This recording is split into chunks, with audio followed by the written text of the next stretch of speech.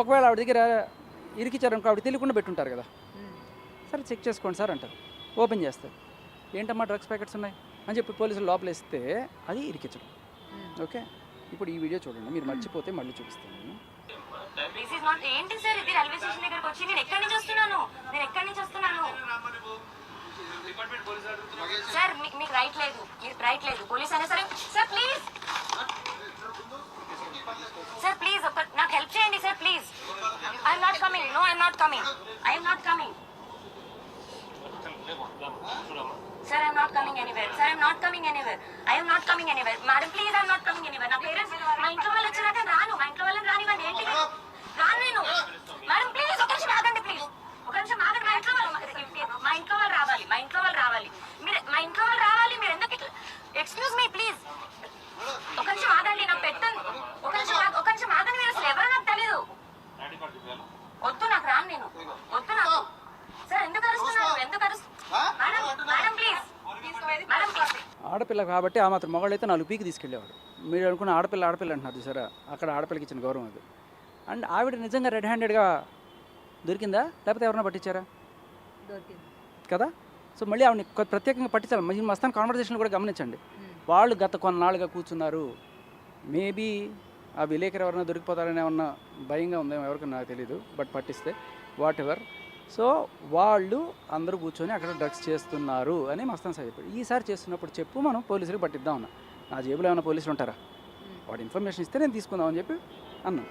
So అది లేదు భయ్యా, నేను వెళ్తాను, నేను చూసుకుంటాను, నాకు దాన్ని ఏమంటారు ఎంట్రీ ఇప్పించండి. సర్లే చూద్దాంలే అన్నాం. ఏదైనా ఇస్తాండి అది.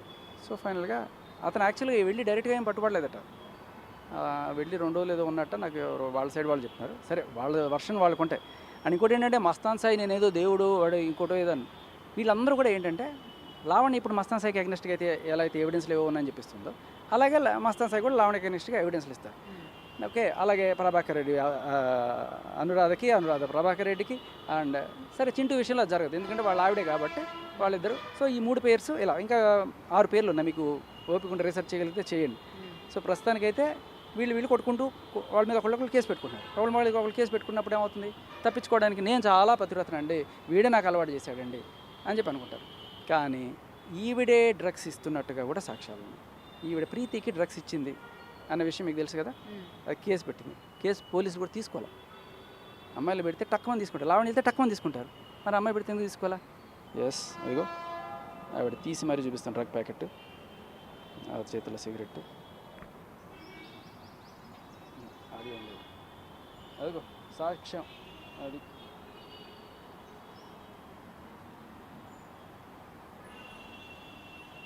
కేవలం డ్రగ్స్ నుంచి తప్పించుకోవడానికి మాత్రం. అది డ్రగ్స్ పీల్చే ఇది మిషన్. ఆమె ప్రెగ్నెంట్ అని ఎప్పుడు చెప్తుంది. ఆ మధుకర్తో ఎన్ని ప్రెగ్నెన్సీస్ పోయినాయో నాకు తెలుసు. నా ముందులే అదేదో ప్రెగ్నెన్సీ టెస్ట్ చేసుకునేది ఉంటది కదా, అది హ్యాండ్ బ్యాగ్లలో పెట్టుకొని తిరిగేది ఆమె. కొత్తగా ప్రెగ్నెంట్, అసలు ఆమెకి మీరన్నట్టు ప్రెగ్నెంట్ వచ్చే ఛాన్సే ఉండదండి. ఇన్ని ప్రెగ్నెన్సీస్ పోయాక ఇంకో ప్రెగ్నెంట్ ఎట్లా వస్తుందండి? ఈ జనరేషన్ లో 2 ప్రెగ్నెన్సీ 3 ప్రెగ్నెన్సీ రావడమే మహా ఎక్కువ. సో అందులోనూ అప్పటికే ఆమె డ్రింకర్ అండి. అప్పుడే ఆమె చాలా ఘోరంగా తాగుతుంది. ఎట్లా అంటే ఒక పచ్చ మందు కూడా తాగుతుంది.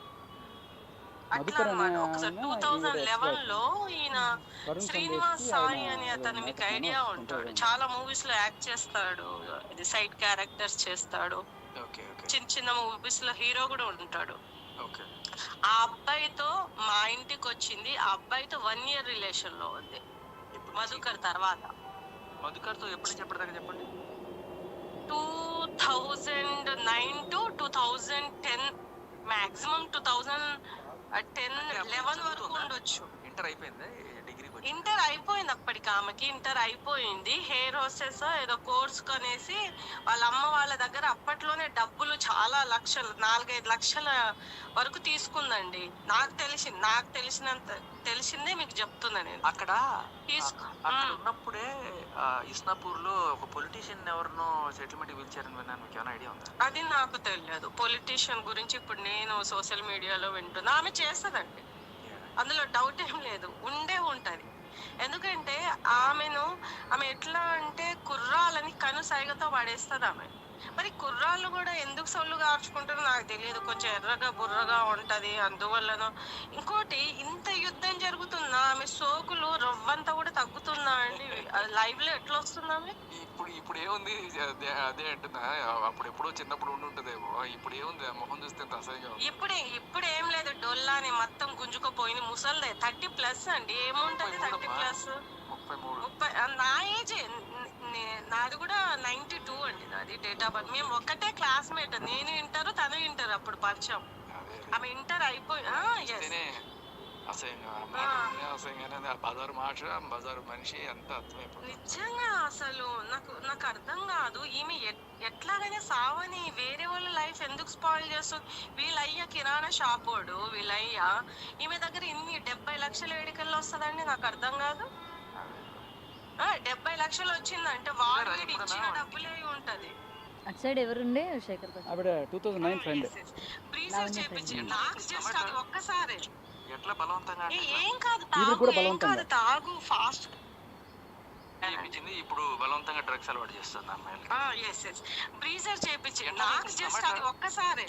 ఎట్లా బలవంతంగా ఏం కాదు తాగు ఫాస్ట్ కల్చర్ నేను అప్పుడు పల్లెటూరు అమ్మాయినండి. నేను ఊరు నుంచి వచ్చిన. నాకు పెద్దగా ఏం తెలియదు. అఫ్ కోర్స్ ఇప్పటికి కూడా నాకు ఏం తెలియదు.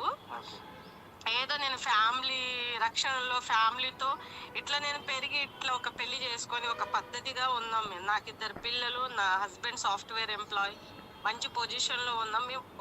ఒక ఫ్యామిలీ మాది, మిడిల్ క్లాస్ ఫ్యామిలీ. నీట్గా ఉంటుంది మాది. ఆమెలాగా ఉండదు. ఆమెలా బతకలేరు అసలు. ఎట్లా అసలు ఏం లైఫ్ అండి? నాకు అర్థం కాదు. నువ్వు ఎట్లాగైనా సావు, ఒకరిని స్పాయిల్ చేయడం ఎందుకు? అసలు పబ్కి కూడా ఫస్ట్ టైం ఆమెనే నాకు తీసుకెళ్ళింది. ఈ ఎవ్రీథింగ్, ఈ విషయాలన్నీ నా హస్బెండ్ కి నేను చెప్పిన. ఆమె నాతో ఎప్పుడమ్మా ఇంటర్మీడియట్ అయిపోయాక మరి దారుణంగా అంటే 18 2011 అండి. 2011 కి ముందే అనుకో, 2010 ఐ థింక్ నన్ను పబ్కి తీసుకెళ్ళింది. సో ఆవిడకి ఇప్పుడు ఎవరో అలవాటు చేశారు పాపం, ఆవిడకి బలవంతంగా చేశారని చెప్తుంది చూసారా? 18 ఏళ్ళు ఈవిడే బలవంతంగా అమ్మాయికి అలవాటు చేస్తారు. ఇలా చెప్పిన అమ్మాయిల రికార్డు మీరు పెట్టండి, మైకి నేను వినిపిస్తూనే ఉంటా. ఎన్ని ఉన్నాయి కాల్ రికార్డ్స్ నాకు వచ్చింది. సుధాకర్ని వదిలేసింది. ఎందుకు వదిలేసింది? రీజన్ ఏంటి తెలుసా? వాడు అన్ఎడ్యుకేటెడ్. మధుకర్ని ఎందుకు వదిలేసింది? అన్ఎడ్యుకేటెడ్ అట. సో మధుకర్తో చాలా సార్లు అంట. నాకు మధునే చెప్పాడు. మధు ఎట్లా చెప్పాడంటే అది హీరోలు అందరు అన్న టైప్ లో కూడా చెప్పిండు మధు. అసలు ఇప్పుడు మధు ఎందుకు బయటకు వస్తలేడు? నాకు ఒకటి అర్థం కాదు. ఈ పిల్ల ఇంత చేస్తుంది, ఒకరిని అన్యాయంగా ఇంత ఘోరంగా చేస్తుంది. మరి మధు చెప్పొచ్చు కదా, మగాడే కదా. సరే భార్యకు చెప్పుకొని ఉండొచ్చు ఎక్స్ అని. అయితే ఎవరి లైఫ్ లో మీరు వినాలే కానీ ఓపిక పాప మీరు అంత. ఇంకా అన్ని కాల్స్ ఉన్నాయి నా దగ్గర వినిపించడానికి. ఇంకొక అమ్మాయి నెదర్లాండ్ నుంచి, ఆ అమ్మాయి నాకు ఇట్లాగే అలవాటు చేస్తున్నా. ఏది అబద్ధం లేదు, నా బిడ్డ మీద ఒట్టేసి చెప్తున్నాను నేను మొన్న కొడుకు పుట్టాడు. పిల్లల మీద ఎందుకులేండి? లేదు నేను చెప్తున్నాను మీకు, ఉన్నాయి కదా ప్రూఫ్స్ ఉన్నాయి కదా, వాళ్ళే చెప్తున్నారు. అది అంటే ఇప్పుడు ఈవిడలాగా వాళ్ళని వీళ్ళని పెట్టి మాట్లాడిచ్చి చేయాల్సిన కర్మ లేదు నాకు. లిటరల్లీ పాపం వాళ్ళు ఫోన్ చేసి చెప్తుంటే అమ్మాయిని నాకు రగిలిపోయింది. ఆ ప్రీతి అనే అమ్మాయికి సంబంధించి అప్పుడు ప్రూఫ్ లేక ఎఫ్ఐఆర్ చేయరన్నారు వాళ్ళు. యాక్చువల్ పోలీసులు కనిపెట్టాలి కదా, మనం కనిపెట్టి చూపిస్తున్నాం. ప్రీతి లావణ్య, ప్రీతికి అలవాటు చేస్తుంది. ఇంతకుమించి సాక్షి కావాలా?